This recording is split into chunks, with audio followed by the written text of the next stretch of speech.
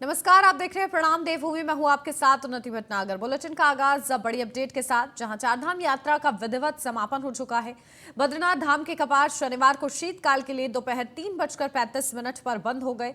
बता दें कि इस साल 17.5 लाख से अधिक तीर्थयात्रियों ने भगवान बद्रीनाथ के दर्शन किए। तो वहीं गंगोत्री, यमुनोत्री और केदारनाथ के कपाट पहले ही बंद हो चुके थे। कपाट बंद होने से पहले बद्रीनाथ मंदिर को सुंदर तरीके से रंग बिरंगे फूलों से सजाया गया था। हजारों श्रद्धालु इस मौके के गवाह बनने के लिए धाम पहुंचे थे। बद्रीनाथ धाम के कपाट बंद होने के साथ ही उत्तराखंड में चारधाम यात्रा का समापन हो गया।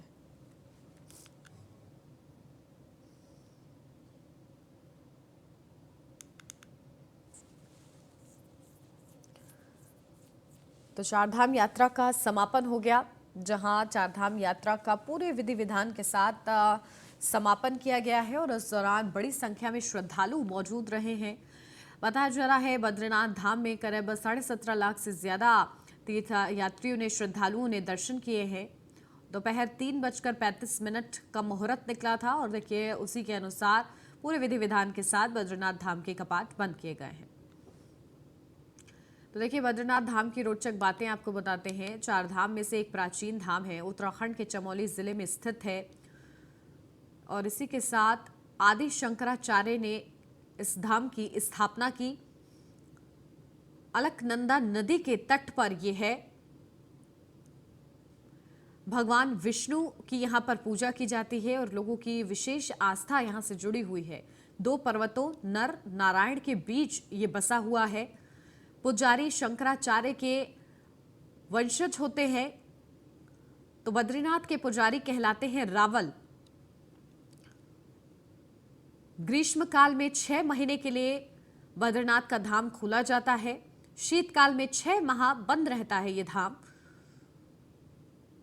पितरों का तर्पण और श्राद्ध यहां पर किया जाता है। शीतकाल में बद्री विशाल की पूजा जोशी मठ में की जाती है।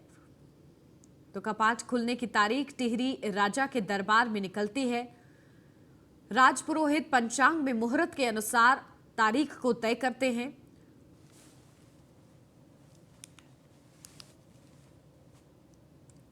बढ़ते आगे, मुख्यमंत्री पुष्कर सिंह धामी ने शनिवार को अल्मोड़ा के हवाल बाग में आजीविका महोत्सव का उद्घाटन किया। कार्यक्रम के दौरान मुख्यमंत्री ने करोड़ों की योजनाओं का शिलान्यास और लोकार्पण भी किया। मुख्यमंत्री पुष्कर सिंह धामी 20 नवंबर को विकास भवन सभागार में विभागीय कार्यों की समीक्षा कर ढोल आश्रम जाएंगे।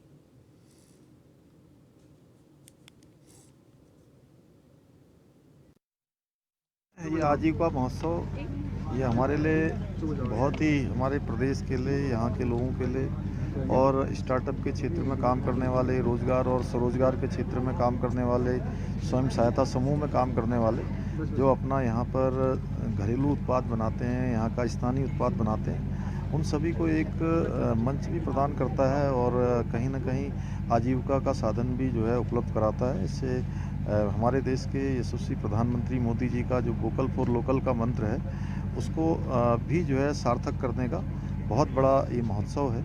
इसलिए इसमें आए हुए सभी जो भी हमारे उद्यमी हैं, स्टार्टअप से जुड़े हुए हैं, समूह के लोग हैं, होम स्टे वाले हैं, स्थानीय उत्पाद बनाने वाले हैं, सभी को मैं शुभकामनाएं देता हूं, बधाई देता हूं। हम इस क्षेत्र में आगे बढ़ेंगे और जो प्रधानमंत्री जी का भी मैं धन्यवाद करता हूं कि उन्होंने अभी पिछले दिनों ऐसे समूह जो हमारे स्थानीय उत्पाद बनाते हैं, उन सभी के लिए पूरे देशवासियों से उन्होंने आह्वान किया है कि अपनी जो धार्मिक यात्रा में कुल जो भी धनराशि खर्च करते हैं, वो 5% धनराशि हमारे इन सब ऐसे स्थानीय उत्पाद बनाने वालों का स्थानीय उत्पाद खरीदने में लगाएं, तो निश्चित रूप से इससे हमारे सभी को प्रोत्साहन। आजीविका महोत्सव में सीएम पुष्कर सिंह धामी ने महिलाओं युवाओं से संवाद किया। युवाओं और महिलाओं के सवालों पर सीएम ने कहा कि प्रदेश सरकार विकास का कार्य कर रही है। उन्होंने कहा कि हर जनपद में प्रवास के कार्यक्रम किए जा रहे हैं, जिसमें लोगों से संवाद कर विकास का मॉडल बनाया जा रहा है। सीएम का कार्यक्रम हवालबाग विकासखंड मुख्यालय में आयोजित किया गया था। वहीं ब्लॉक प्रमुख बबीता भाकुनी ने जिला प्रशासन पर नाराजगी व्यक्त की। उन्होंने कहा कि जिला प्रशासन की ओर से ब्लॉक और उनकी अनदेखी की गई है।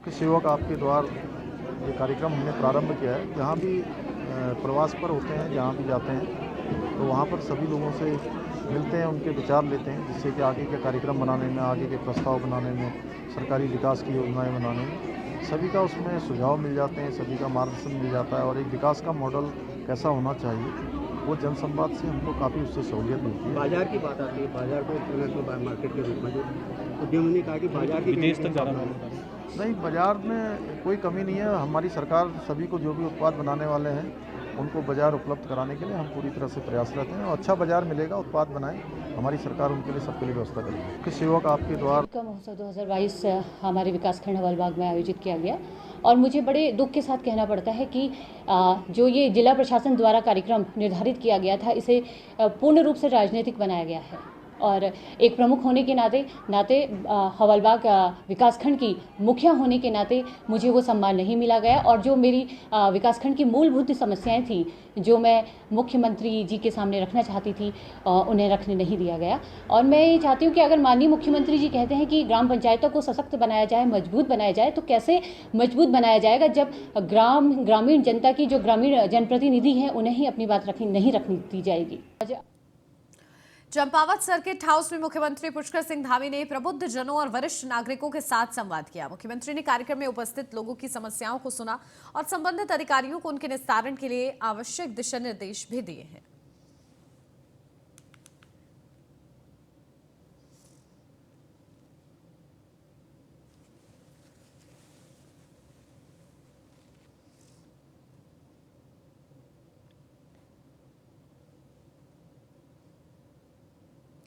उत्तराखंड सरकार वर्सेस निर्दलीय विधायक उमेश शर्मा के मामले में एक नया मोड़ सामने आया, जहां 29 सितंबर को जारी राज्य सरकार के आदेशों को निरस्त किया गया।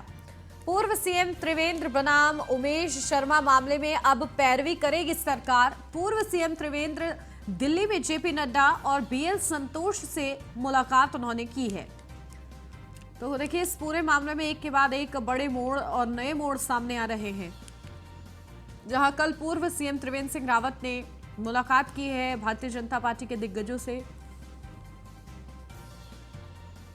और देखिए, पूरा मामला जो है और ज्यादा उलझता जा रहा है, जहां किस तरीके से एक के बाद एक नया मोड़ सामने आ रहा है। पूर्व सीएम त्रिवेंद्र सिंह बनाम उमेश शर्मा मामले में अब सरकार पैरवी करेगी। कल पूर्व सीएम त्रिवेंद्र सिंह रावत दिल्ली में जेपी नड्डा और बीएल संतोष से उन्होंने मुलाकात की है।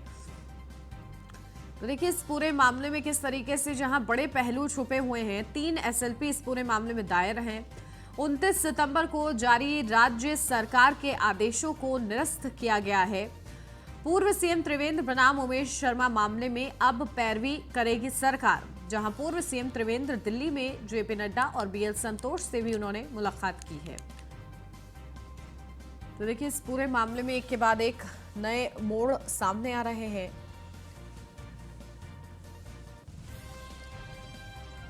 जहां अब किस तरीके से, क्योंकि सोमवार को भी सुनवाई होनी है इस पूरे मामले में, आगे क्या कुछ होता है ये देखना होगा। तो देखिए, त्रिवेंद्र सिंह रावत के खिलाफ हाईकोर्ट ने सीबीआई जांच के आदेश दिए थे। हाईकोर्ट के आदेश को लेकर त्रिवेंद्र सिंह रावत ने सुप्रीम कोर्ट में चुनौती दी थी। त्रिवेंद्र सिंह रावत के खिलाफ सीबीआई जांच मामले में खुद को अलग करेगी सरकार, जहां राज्य सरकार ने सुप्रीम कोर्ट में एसएलपी वापस लेने की अर्जी दी। उमेश शर्मा के खिलाफ राजद्रोह का मुकदमा नहीं चलाना चाहती सरकार। उमेश शर्मा ने त्रिवेंद्र सिंह रावत पर पैसे के लेन देन के आरोप लगाए थे। सरकार गिराने का आरोप लगाकर उमेश शर्मा पर राजद्रोह का केस किया गया था। राजद्रोह के केस पर हाईकोर्ट गए थे उमेश शर्मा। हाईकोर्ट ने राजद्रोह का केस खारिज किया था। त्रिवेंद्र सिंह रावत के खिलाफ हाईकोर्ट ने सीबीआई जांच के आदेश दिए थे। हाईकोर्ट के आदेश को त्रिवेंद्र सिंह रावत ने सुप्रीम कोर्ट में चुनौती दी थी। झारखंड प्रभारी रहते त्रिवेंद्र सिंह रावत पर पैसे के लेन देन के आरोप थे।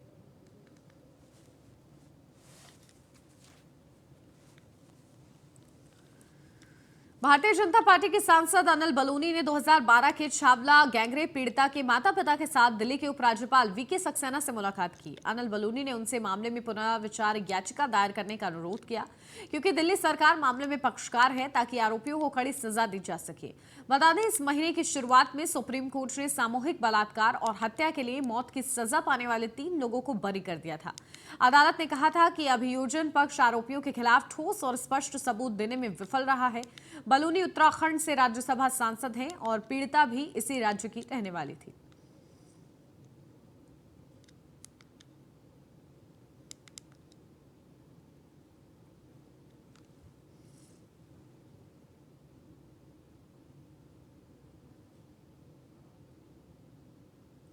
रुद्रपुर पहुंचे कांग्रेस के उपनेता प्रतिपक्ष भुवन कापड़ी ने सिटी क्लब में प्रेस कॉन्फ्रेंस की। कापड़ी ने सरकार पर गंभीर आरोप लगाते हुए कहा कि रुद्रपुर में सिडकुल की करोड़ों की जमीन जिसका मार्केट के भाव 60,000 स्क्वायर मीटर हैं, उसी सरकार ने कौड़ियों के भाव भूमाफियाओं को बेच दिया है। कापड़ी ने इस मुद्दे को विधानसभा में उठाने का ऐलान किया है। कीमती ज़मीन जिसका बाजार भाव 60,000 के आसपास है स्क्वायर मीटर, उसको अपने चहितों को, भूमाफियाओं को सरकार ने गलत तरीके से 13,401 रुपये स्क्वायर मीटर दे दिया, जो कि सरकार के राजस्व का बड़ी हानि है। और साथ ही उन जगहों पर युवाओं के लिए डिजिटल इंडिया, स्किल इंडिया, ऐसे स्टार्टअप इंडिया, इन कामों के लिए उसका उपयोग होना चाहिए था, लेकिन आप देखेंगे तो उसको भूमाफियाओं के हाथ कौड़ी के दाम बेच दिया है। इस सवाल को हम विधानसभा में भी उठाएंगे और आगे इसमें हम जो है और कोर्ट की भी राय लेंगे। अगर कोर्ट जाने के लायक होगा तो हम इसमें हाई कोर्ट जाने का काम भी करेंगे। कीमती ज़मीन जिसका बाजार भाव 60,000 के आसपास है स्क्वायर मीटर, उसको अपने चहितों को, भूमाफियाओं को सरकार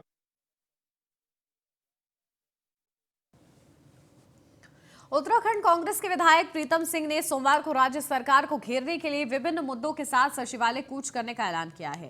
प्रीतम सिंह का कहना है कि बीते दिनों राज्य में कानून व्यवस्था से लेकर कई ऐसी महत्वपूर्ण घटनाएं हुई जिन पर अब किसी का ध्यान नहीं है और सरकार भी इन मुद्दों पर कमजोर पड़ रही है। हालांकि प्रीतम सिंह का सचिवालय कूच इसलिए भी सुर्खियों में है क्योंकि पार्टी के नेताओं और संगठन को इसकी जानकारी नहीं है। प्रीतम सिंह कहते हैं कि वे विभिन्न मुद्दों को लेकर सचिवालय कूच सांकेतिक रूप से कर रहे हैं।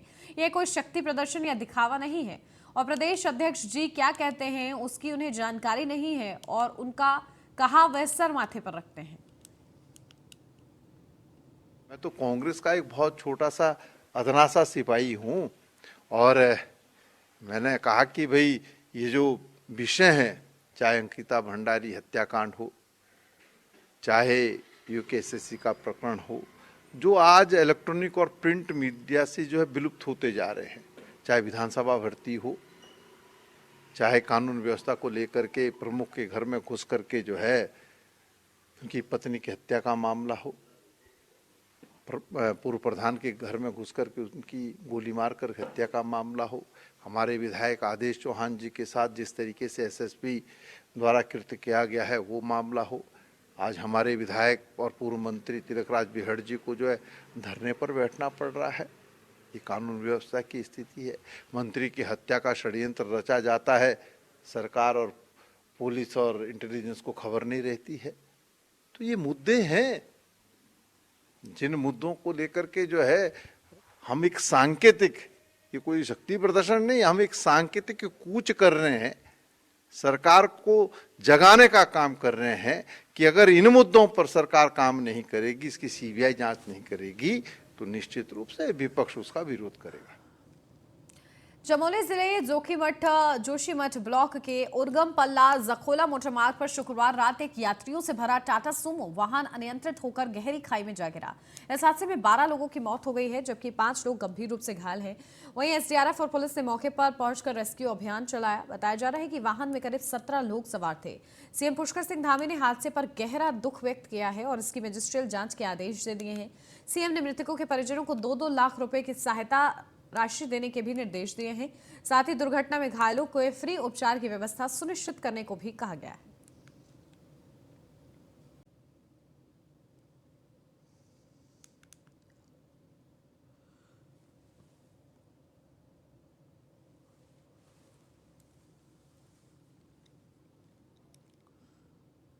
कोटाबाग विकासखंड के पहाड़ को जोड़ने वाली पाड़ेगांव गोतिया रानीकोट सड़क को गड्ढा मुक्त करने के अभियान के तहत रोड पर मिट्टी और रोड़ी बिछा दी गई है। साथ ही लोगों का कहना है कि सड़क पर फैली मिट्टी और रोड़ी से दुर्घटना की स्थिति बनी हुई है।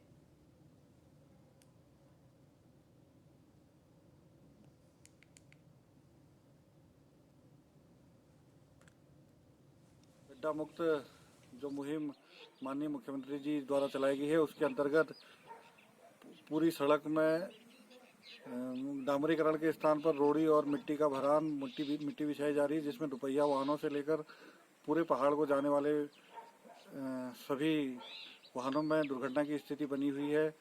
मैं निवेदन करूंगा संबंधित विभाग से कि उक्त सड़क का डामरीकरण किया जाए और उक्त गड्ढे भरान के लिए उन मलबे को वहां से हटाया जाए। शिक्षक और छात्र के पवित्र रिश्ते को शर्मसार करने वाली घटना हरिद्वार से सामने आई है। यहां एक कलयुगी शिक्षक पर छात्रा के शोषण का आरोप लगा है। पन्ना लाल भल्ला इंटर कॉलेज के इस कलयुगी शिक्षक के खिलाफ पुलिस ने संबंधित धाराओं में मुकदमा दर्ज कर लिया है। बता दें कि इस पूरे मामले में कोतवाली हरिद्वार पुलिस ने मामले की जांच शुरू कर दी है। इससे पहले नगर आयुक्त एवं स्कूल प्रबंधक ने शिक्षक सुनील कुमार को 2.5 महीने की जांच के बाद निलंबित कर दिया था। सीओ मनोज कुमार ठाकुर ने बताया कि आरोपी शिक्षक के खिलाफ मुकदमा दर्ज कर जांच शुरू कर दी है। जांच में जो भी तथ्य सामने आएंगे उसके आधार पर कार्रवाई की जाएगी।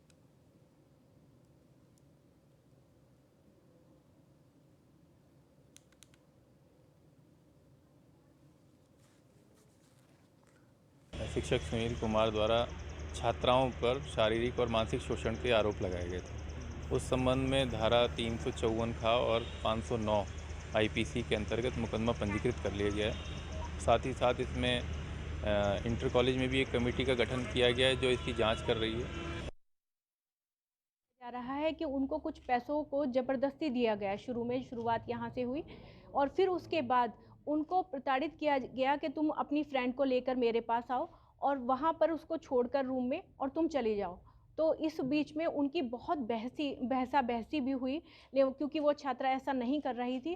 तो उन्होंने उनको गलत मैसेज करने पहले से ही प्रारंभ किए हुए थे और रात होते ही वो मैसेज शुरू हो जाते थे, बहुत गंदे जिनकी हमारे पास सब उसकी स्क्रीनशॉट हैं हमारे पास।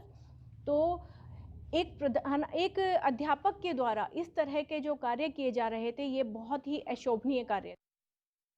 किसान नेता राकेश टिकैत ने रुद्रपुर में 450 से अधिक दिनों से अपनी मांगों को लेकर धरने पर में बैठे श्रमिकों की महापंचायत में प्रतिभाग किया। बैठक के बाद राकेश टिकैत श्रमिकों के साथ ही फैक्ट्री गेट पर धरने पर बैठे। इस दौरान किसान नेता राकेश टिकैत ने कहा कि श्रमिकों की मांगों को न मानना प्रशासन का फेलियर है। बता दें कि 450 दिनों से इंट्राक कंपनी के श्रमिक फैक्ट्री गेट पर अपनी मांगों को लेकर धरने पर बैठे हुए हैं। श्रमिकों को अपना समर्थन देने पहुंचे किसान नेता राकेश टिकैत भी पहुंचे। इस दौरान सैकड़ों किसान और श्रमिक भी मौजूद रहे। किसान नेता राकेश टिकैत ने आरोप लगाते हुए कहा कि इससे पूर्व महापंचायत में फैसला लिया गया था कि अगर प्रशासन बीच का रास्ता नहीं निकालता तो वे अनिश्चितकालीन धरने पर समर्थकों के साथ बैठेंगे। इसके बावजूद न फैक्ट्री प्रबंधन और न ही जिला प्रशासन ने इस बारे में कोई बातचीत की।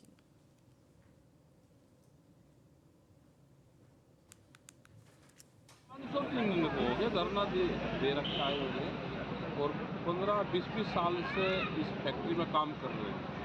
इन्हीं को ही निकाल दिया, डेली बेसिस पर जाके बाहर से काम करवा रहे हैं। बातचीत करना चाहते हैं तो प्रशासनिक अधिकारी और जो इंडस्ट्रीज के लोग हैं वे इनसे बातचीत नहीं करना चाहते। भाई क्या करा जाए, अभी सलाह करेंगे कमेटी के लोग और अभी उसका निर्णय लेंगे। 1 महीने का इनको टाइम दिया था, यही इसमें बातचीत करके इसका समाधान निकाल। लेकिन हठधर्मी पे है भाई, अपना हठधर्मी पे है, शायद या तो फैक्ट्री चल नहीं रही होगी, तो इसे अपना फैक्ट्री को अपना जब ये मजदूर बाहर बैठे हैं तो इसे अपना बंदी कर लो। कोटद्वार में तैनात पुलिसकर्मी सज्जन सिंह ने आत्मदाह की चेतावनी दी है, जिसके बाद पुलिस महकमे में हड़कंप मच गया है। पुलिसकर्मियों ने एक महिला पर उसे ब्लैकमेल करने और उस पर झूठा मुकदमा दर्ज करने का आरोप लगाया है। पुलिसकर्मी सज्जन सिंह का कहना है कि उसकी पत्नी का देहांत साल 2013 में हो गया था। पत्नी की मौत के बाद नौकरी करने के साथ ही अपने बेटे और बेटी की परवरिश खुद ही की। बच्चों को बेहतर भविष्य देने के लिए उन्होंने दूसरी शादी भी नहीं की। सज्जन सिंह ने ज्ञापन में बताया कि परिचित एक महिला उनके बच्चों की देखभाल कर रही थी। महिला ने उसे ब्लैकमेल करना शुरू कर दिया। इसकी जानकारी उच्च अधिकारियों को दी गई थी। महिला ने साजिश रचते हुए उसके खिलाफ पॉक्सो समेत विभिन्न धाराओं में मुकदमा दर्ज करा दिया था। वहीं अपर पुलिस अधीक्षक का कहना है कि मामले की जांच पर उचित कार्रवाई की जाएगी।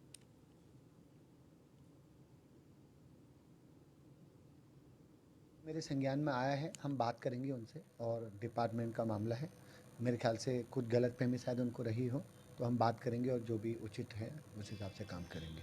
अब मैं बताया ना, विवेचना शायद उनके उस केस में चल रही है। जो फैक्ट होंगे, तथ्य होंगे, एक बार आईओ से बात करके मैं तब चीज़ें क्लियर कर पाऊंगा और उसको उनको भी हम बुलाएंगे सज्जन को, उसके बाद चीज़ें क्लियर हो पाएंगी। ऐसा कुछ मेरे संज्ञान में 21/9 में मेरे खिलाफ़ एक मुकदमा लिखा गया था, जिसमें मेरा बच्चा पीड़ित और मुझे आरोपी बनाया गया था। जांच में जो है सच्चाई सामने आई, वो मेरे पर आरोप बिल्कुल झूठा लगाया गया था और इसमें पुलिस की भूमिका संदिग्ध है और पुलिस उस महिला का पूरा साथ दे रही है। ज़बरदस्ती इसमें चार्जशीट भेजने की बात करती रही है।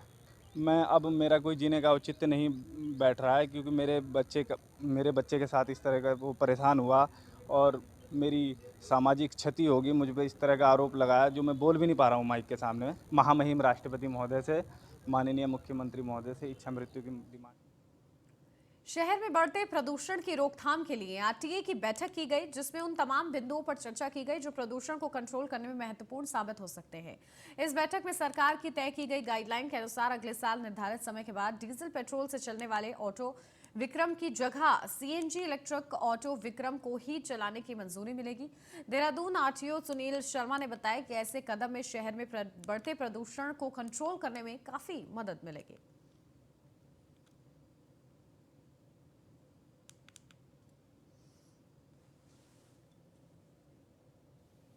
ऐसे डीजल के विक्रम और ऑटो वाहन जो कि 10 साल से ज़्यादा पुराने हैं, उनको 31 मार्च 2023 तक फेज आउट करना है और जो 10 साल से नए हैं उनको 31 दिसंबर 2023 तक फेज आउट करना है। उनके स्थान पर क्लीन फ्यूल बेस्ड टेक्नोलॉजी वाले वाहन संचालित करने हैं, जैसे कि सीएनजी या बैटरी संचालित हो या पेट्रोल जो BS6 लेवल के हों। भारत रत्न और देश की पूर्व प्रधानमंत्री स्वर्गीय इंदिरा गांधी की जयंती के अवसर पर कांग्रेस मुख्यालय में श्रद्धांजलि सभा का आयोजन किया गया। इस सभा में कांग्रेस के पूर्व प्रदेश अध्यक्ष प्रीतम सिंह ने स्वर्गीय इंदिरा गांधी की तस्वीर पर पुष्पांजलि अर्पित कर उन्हें श्रद्धांजलि दी। प्रीतम सिंह ने इंदिरा के दिखाए रास्ते पर चलने की बात कही है। इंदिरा जी की जयंती पूरे देश और दुनिया में जो है मनाई जा रही है और मैं समझता हूँ कि दुनिया उनको लौह महिला के रूप में जानती है। उन्होंने देश के अंदर गरीबी हटाओ का नारा देकर के गरीबी के खिलाफ संघर्ष करने का काम किया और अंतर्राष्ट्रीय जगत में जिस मजबूती के साथ उन्होंने भारत के पक्ष को रखने का काम किया है, वो किसी से छुपा हुआ नहीं है। हमारे सामने, आपके सामने है। जब बांग्लादेश के निर्माण की बात हुई तो उसमें अहम भूमिका जो है इंदिरा जी ने निभाने का। देहरादून के दुरुस्त तहसील त्यूनी में ई चौपाल कम बहुउद्देशीय शिविर का आयोजन किया गया। जिलाधिकारी देहरादून कैंप कार्यालय के जरिए वर्चुअल माध्यम से जुड़ी, जबकि त्यूनी में मुख्य विकास अधिकारी झरना कामठान और जनपद स्तरीय अधिकारियों के साथ मौके पर शिकायतें सुनते हुए वर्चुअल माध्यम से जिलाधिकारी सोनिका के संज्ञान में लाते हुए निस्तारण किया गया। जो हमने त्यूनी में की थी और इससे पहले हमने कारसी में की थी और पहली वाली तो हमने इनिशिएटिव था पहली बार किया था, लेकिन आज काफ़ी अच्छा रिस्पांस है। अभी तक करीबन 55 के करीबन हमारे पास 2 घंटे में हमारे यहाँ शिकायतें और समस्याएं आई हैं और साथ ही क्योंकि बहुउद्देशीय शिविर भी लगा है तो प्रमाण पत्र हो गए या दूसरी जो भी समस्याएं हैं वो भी वहीं पे निस्तारित। और इसी के साथ इस बुलेटिन में फिलहाल बस इतना ही। खबरों का सिलसिला आगे भी जारी है। आप बने रहिए न्यूज़ 1 इंडिया के साथ।